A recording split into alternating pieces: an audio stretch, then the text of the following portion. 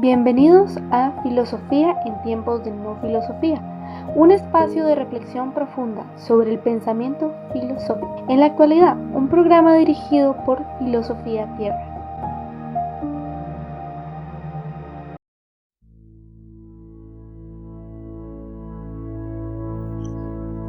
Al oír que pasaba gente, preguntó de qué se trataba.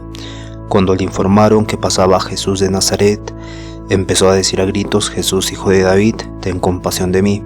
Los que iban delante le increpaban para que se callara, pero él gritaba mucho más fuerte: Hijo de David, ten compasión de mí. Jesús se detuvo y mandó que lo trajeran. Cuando se acercó, le preguntó: ¿qué quieres que haga por ti? Dijo él: Señor, quiero ver. Jesús le dijo: recobra la vista, tu fe te ha salvado. Al instante recobró la vista y le seguía alabando a Dios. El resto de la gente, al verlo, alabó también a Dios. Alababa a Dios antes. Bien, Lucas 18 está en el versículo 18 del párrafo 38 al 43. Mi nombre es Marco Antonio y estamos en el día 26. Bienvenidos al episodio 426 de Filosofía del Derecho de Hegel.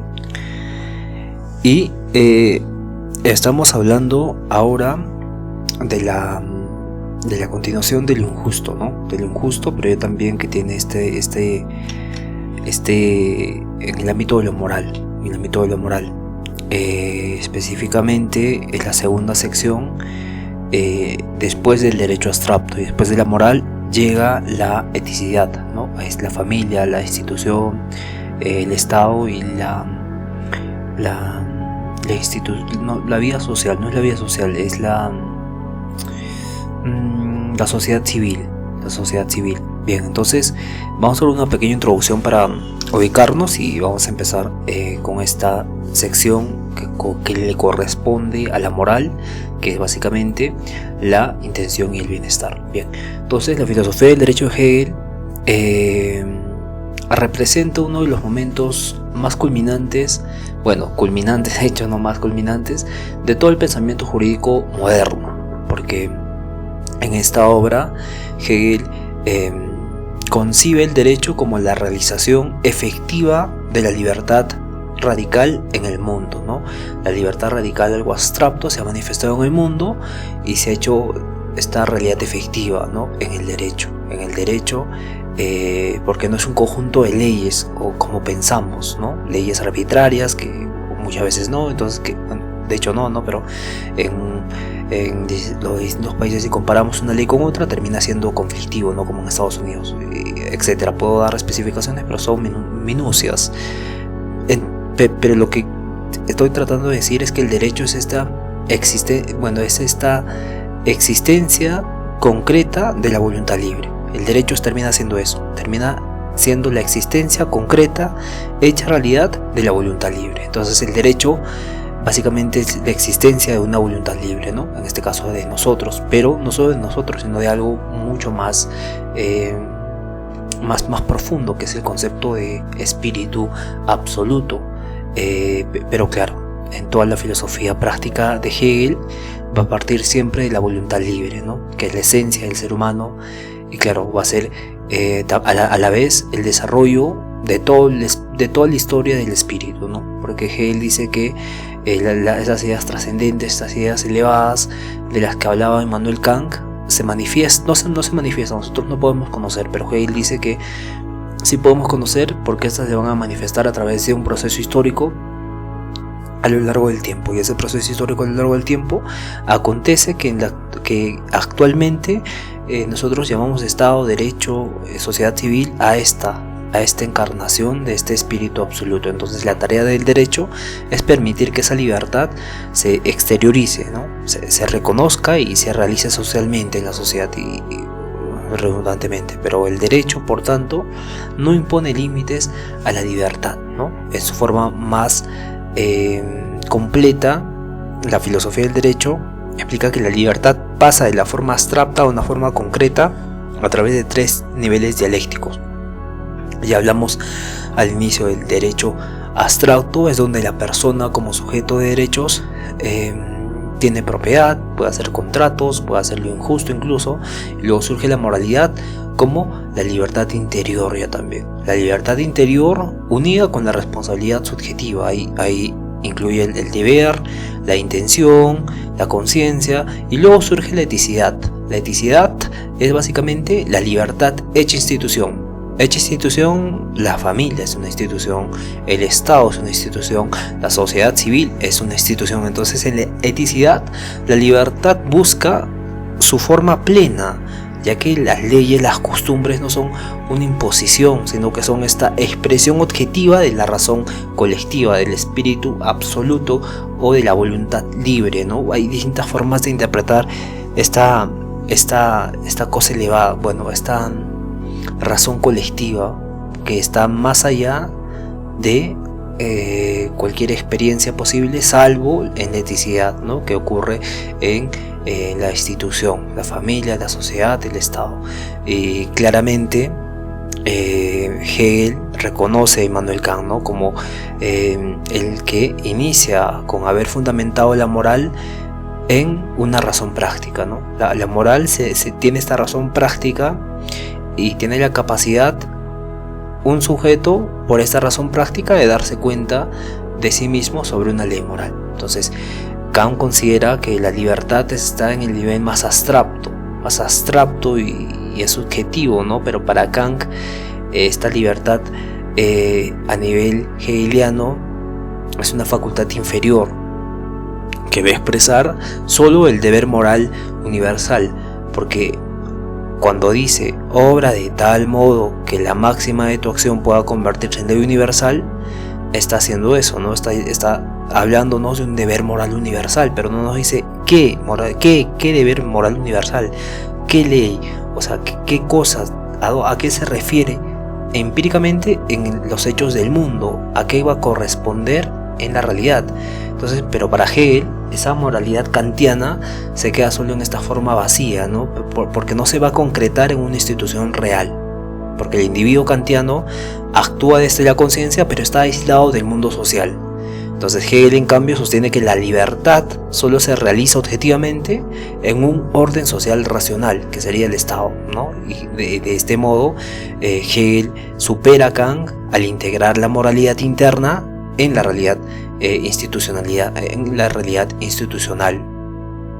o la realidad institucional, vuelvo a institución, ¿no? En la institución racional también podremos decir en la institución racional que está en la realidad, que es la familia, que es la sociedad civil, que es el Estado, que son formas históricas de la razón, donde la libertad se concreta y se comparte en estas instituciones. Entonces, en 3 pasos, dijimos antes el derecho abstracto, que acá habla de la conciencia, acá habla de la propiedad, del contrato y de la voluntad libre. En la moralidad ya está empezando a analizar la culpa, analiza ahí el bienestar común, analiza lo injusto. Bueno, ya da pasos previos en el derecho abstracto para analizar lo injusto, pero ya acá también lo analiza, ¿no? Porque nos habla de una libertad interior.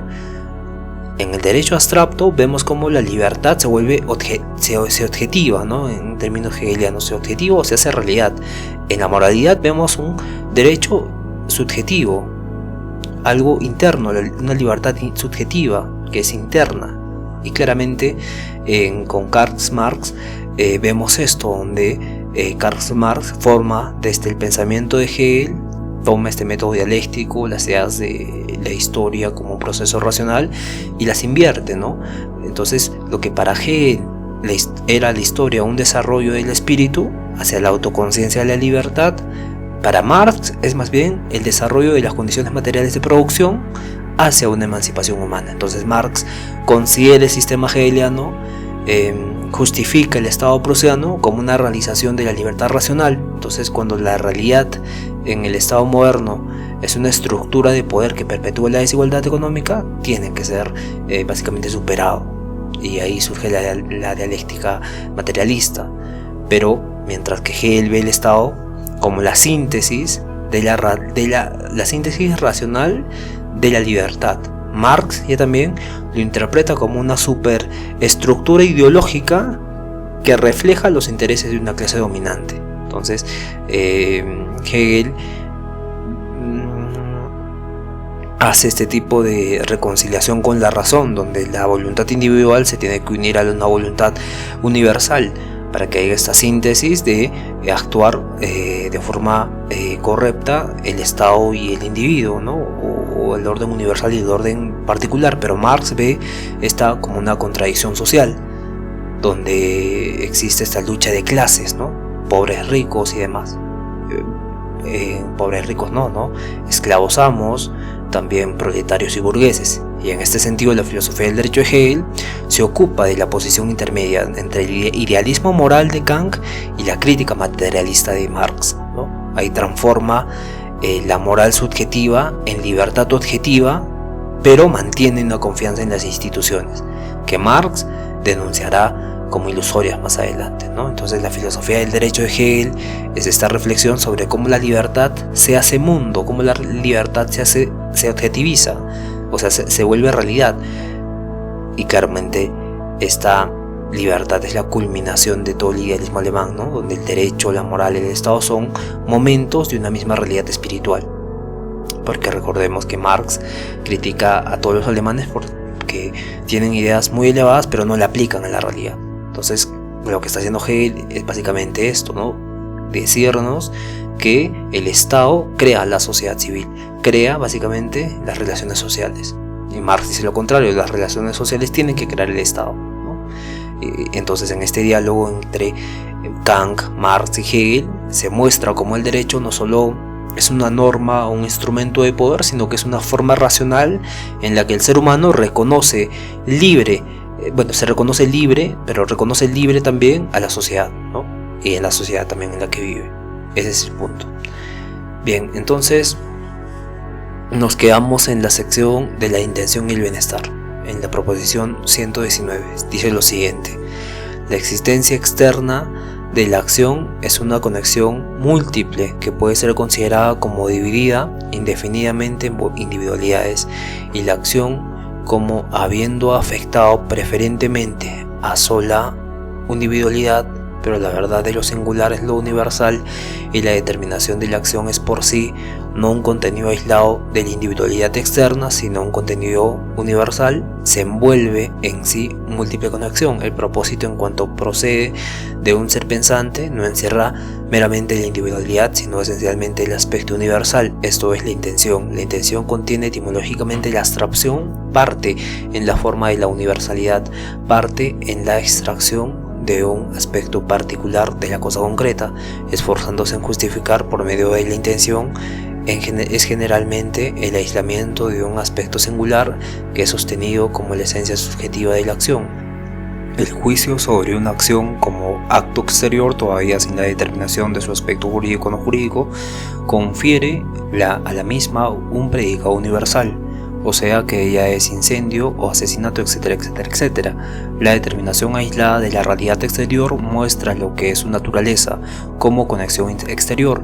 La realidad es afectada principalmente solo en un único punto, pero la naturaleza universal de ese punto encierra su expansión. En el ser viviente, lo singular está inmediatamente no como parte, sino como un órgano en el que lo universal existe actualmente como tal, de modo que el homicidio no se hiere a un pedazo de carne como algo singular, sino a la vida allí implícita. Por una parte, la reflexión subjetiva, que desconoce la naturaleza lógica de lo singular y de lo universal, es la que se disemina con la dispersión en individualidades y consecuencias. Por otra parte, está en la naturaleza del mismo acto finito contener tales separaciones de las accidentalidades. El invento, el dolus indirectus, tiene su razón en las cosas consideradas. El derecho de la intención es que la cualidad universal de la acción no es solo en sí, sino que es conocida por el agente y reside ya en su voluntad subjetiva, y a la inversa el derecho de la objetividad de la acción, como puede ser la llamada, es afirmarse como conocida y querida por el sujeto en cuanto pensante. Tal derecho a este juicio lleva consigo la total o limitada responsabilidad en sus acciones de los niños, los imbéciles y los locos, pero las acciones según su existencia externa encierran en sí la accidentalidad de efectos. Así también la existencia subjetiva contiene la indeterminación, la cual se refiere al poder y a la fuerza del autoconocimiento y el juicio, indeterminación que sin embargo puede considerarse solo con respecto a la imbecilidad, a la locura y demás cosas semejantes, así como a la edad infantil, porque solo tales situaciones decididas anulan el carácter del pensamiento y de la libertad volitiva y permiten no considerar el agente de acuerdo al honor de ser pensamiento y voluntad. Luego dice: la cualidad universal de la acción es el contenido múltiple de la acción en general traído a la simple forma de la universalidad, pero el sujeto, en cuanto reflexivo en sí y particular frente a la particularidad objetiva, tiene en su fin su propio contenido particular, y que es el ánimo determinante de la acción. El hecho de que este momento de la individualidad de la gente esté contenido y efectuado en la acción constituye la libertad subjetiva en su determinación más concreta, el derecho del sujeto de encontrar en la acción su satisfacción. Mediante esa particularidad, la acción tiene para mí un valor subjetivo, un interés frente a ese fin. La intención, según el contenido, es lo inmediato de la acción rebajado a la categoría del medio en su contenido ulterior. Bien, entonces tras analizar la culpa, Hegel pasa al segundo momento de la moralidad, que es la intención, ¿no? Ahora el interés ya no está solo en el acto, sino en la relación que tiene con la ley externa.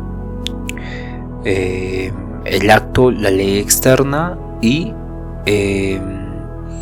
el fin consciente de qué quiere hacer, ¿no? La satisfacción interior que está buscando el sujeto.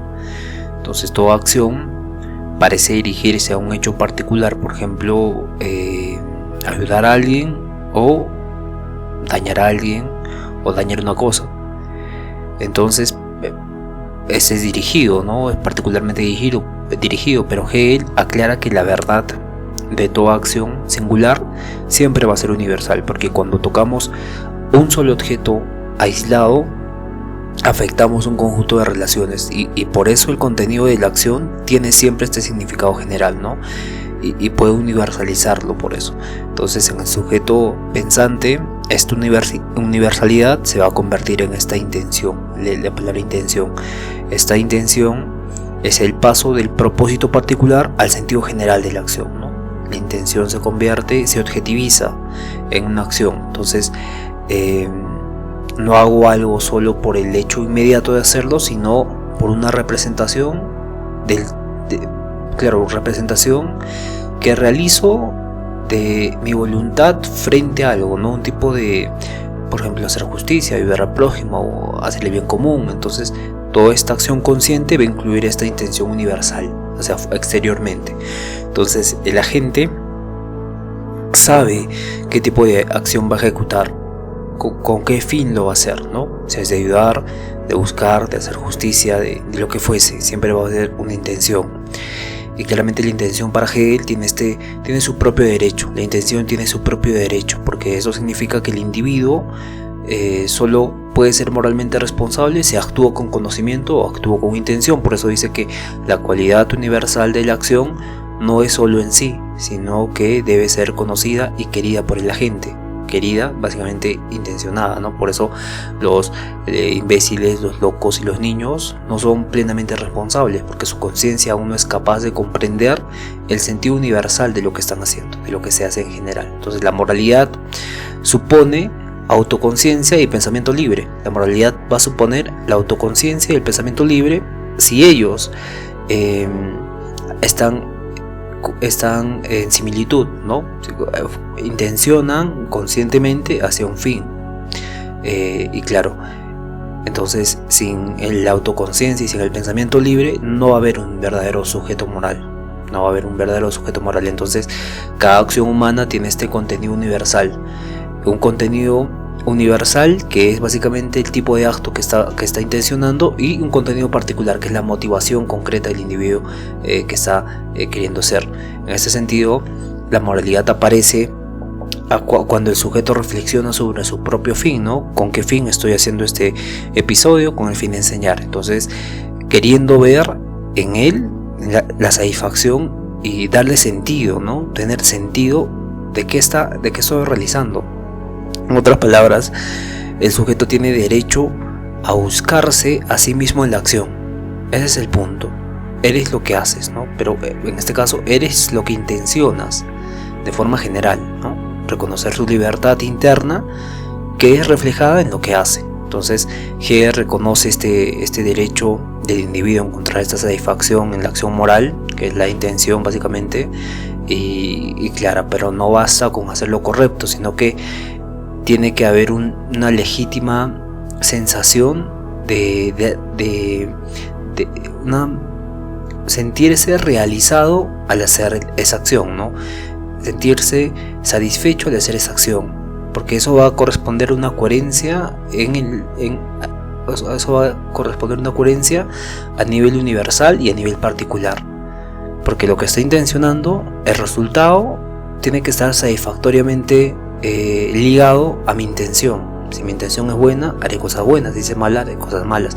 Evidentemente, en este sentido abre el paso para hablar del bienestar, ¿no? Porque el siguiente paso es básicamente que el individuo, o sea, toda persona, quiera realizar su libertad en el mundo, y al hacerlo también busca su felicidad, ¿no? Busca su propio bienestar.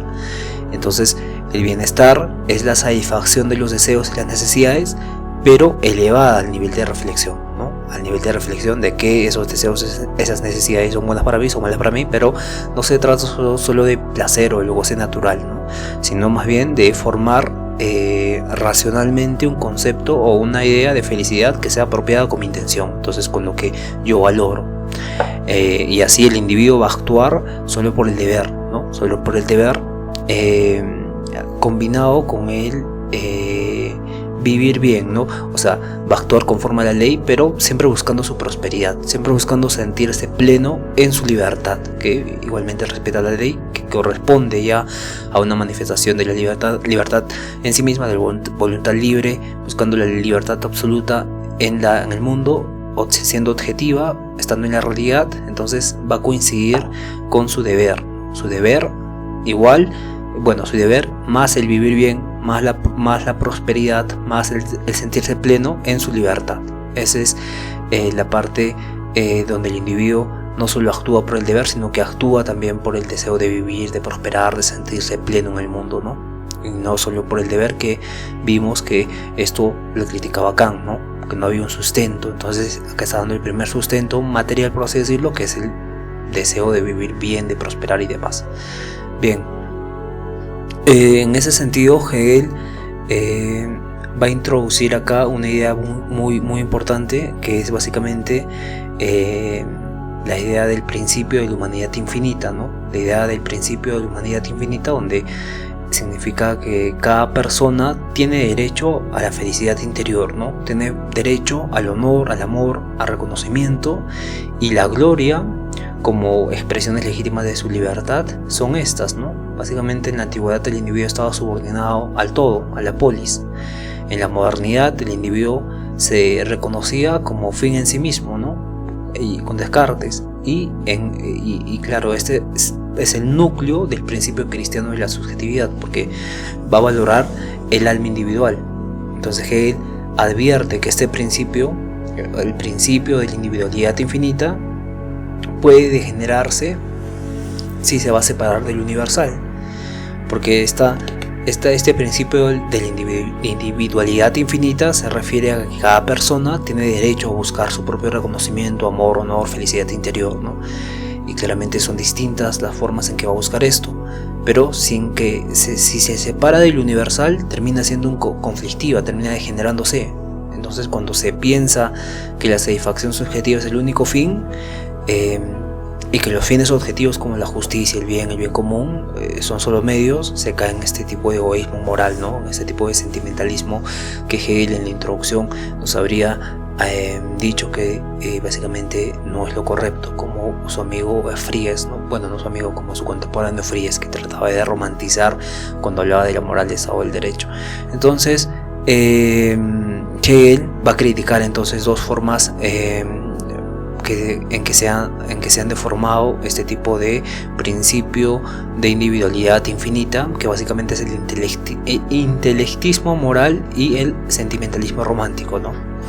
El intelectismo moral trata de hacer algo por deber y lo convierte en una aversión, ¿no? No hay alegría, no lo disfruta, no es el puro deber formal, el puro deber ser. Y él, cuando critica el sentimentalismo romántico, pasa al otro extremo, que elevamos esa acción, el deber, a un sentimiento, a una emoción. Entonces surge ahí, se pierde el criterio del bien y del mal, ¿no? Entonces ambas son unilaterales, o sea que son antagónicas en una línea, y el primero ignora el valor de la satisfacción interior y el segundo destruye la objetividad moral exterior, ¿no? Y justifica así el segundo lo injusto, porque vienen desde el corazón, desde los deseos, desde los impulsos. Entonces para Hegel una acción no puede justificarse por un buen sentimiento, porque viola el derecho objetivo o la libertad del otro, ¿no? Entonces el verdadero bien común tiene que unirse con el derecho universal y acoplarse al fin subjetivo legítimo de cada persona. Entonces lo individual y lo universal tienen que coexistir. En este sentido, por ejemplo, en casos extremos, cuando la vida está en peligro, la ley moral reconoce un derecho de necesidad entre perder la vida, la libertad absoluta, o dañar una propiedad ajena, ¿no? Una libertad limitada. Entonces ahí está confrontación de la libertad absoluta y la libertad limitada, que prevalece el derecho a la libertad absoluta, a conservar la vida. Y este principio básicamente no justifica cualquier acto, ¿no? Pero son casos extremos, pero muestra que incluso la moralidad está mediada por la realidad concreta, ¿no? Donde la ley no puede ser completamente abstracta, sino que tiene que también que aplicarse, no tiene que aplicarse, tiene que tener correspondencia o manifestarse en las acciones del mundo.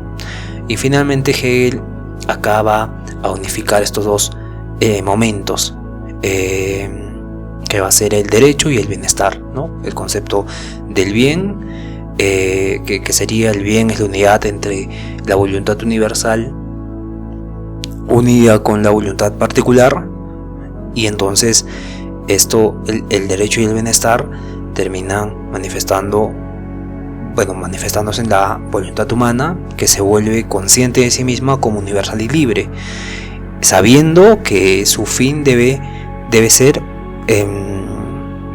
a la vez algo moral y algo satisfactorio, ¿no? Para el individuo. O sea, primero surge como esta conciencia de sí mismo como universal y libre, pero también surge esa voluntad humana en nosotros interiormente, ya no como a nivel general, sino a nivel subjetivo, como algo moral y satisfactorio. Y este punto es la transición que Hegel utiliza para llegar a la eticidad, ¿no? Donde la libertad ya no se vive solo por el deber o el sentimiento, o por esta relación entre ambos que va armónicamente. Bueno, acá ya es el puente, no es la moralidad, sino que la eticidad se realiza en la vida ética realizada en las instituciones concretas, que son, por ejemplo, la familia, el Estado y la sociedad civil. En este sentido, Hegel enseña que la moralidad auténtica no consiste en negar el deseo, ¿no? Sino en reconciliarlo con el deber, para que la libertad no sea un sacrificio del individuo hacia algo universal, sino que tenga armonía entre ambos, ¿no? Y claro, el cristianismo, la modernidad y el pensamiento hegeliano, porque Hegel es cristiano y está en el periodo de la modernidad, va a converger aquí, donde el individuo es fin en sí mismo, como lo diría Descartes, ¿no? Bueno, como se piensa que en Descartes y el cogito ergo sum, yo pienso luego existo, pero su plenitud solo se realiza cuando su voluntad particular se une con lo racional y lo universal. Ese es el punto. Bien, entonces hay tres elementos. Hay la unión del individuo como fin en sí mismo, que básicamente une su voluntad particular con la voluntad universal y racional, ¿no? Entonces esto es muy importante. Bien, nos vemos el día de mañana. Conozcan a sí mismos, cuídense mucho y por favor sean felices hasta el día de mañana. Cuídense todos.